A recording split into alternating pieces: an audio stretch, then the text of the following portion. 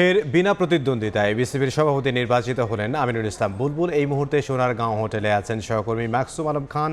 বিস্তারিত জানতে সরাসরি যাব তার কাছে। মাকসুম,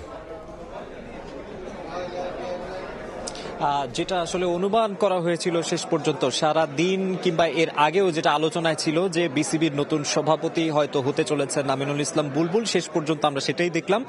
বিসিবির নতুন সভাপতি হয়েছেন আমিনুল ইসলাম বুলবুল এবং এর আগে একটা ঘটনা প্রবাহের মধ্য দিয়ে তিনি বাংলাদেশ ক্রিকেট বোর্ডের সভাপতি হয়েছিলেন, তবে এবার তিনি নির্বাচিত হয়ে বোর্ডে এসেছেন এবং তিনি যে আইসিসিতে কাজ করতেন, গেম ডেভেলপমেন্ট নিয়ে তার যে বিশাল অভিজ্ঞতার জায়গা, যেগুলো তিনি বাংলাদেশের ক্রিকেটে তিনি প্র্যাকটিস করতে চেয়েছিলেন, সেই জায়গাগুলোতে আরো দীর্ঘমেয়াদে তিনি সেটা করার সুযোগ পাচ্ছেন। একটা জায়গায় কনফিউশনের জায়গা ছিল, সেটা হচ্ছে সহসভাপতির হিসেবে আমরা অনেকের নাম শুনছিলাম, অনেকের নামই ঘুরে ফিরে আসছিল, তবে শেষ পর্যন্ত আমরা যেটা দেখলাম ফারুক আহমেদ, যিনি বিসিবির সাবেক সভাপতি এবং এই বোর্ড থেকে তার আসলে অন্য পরিচালকদের অনাস্থার কারণে তার সরে যেতে হয়েছিল, তিনি শেষ পর্যন্ত আবার এই বোর্ডে ফিরেছেন এবং বোর্ডে ফিরেছেন গুরুত্বপূর্ণ একটা দায়িত্ব নিয়ে, সহসভাপতি হয়ে ফিরেছেন।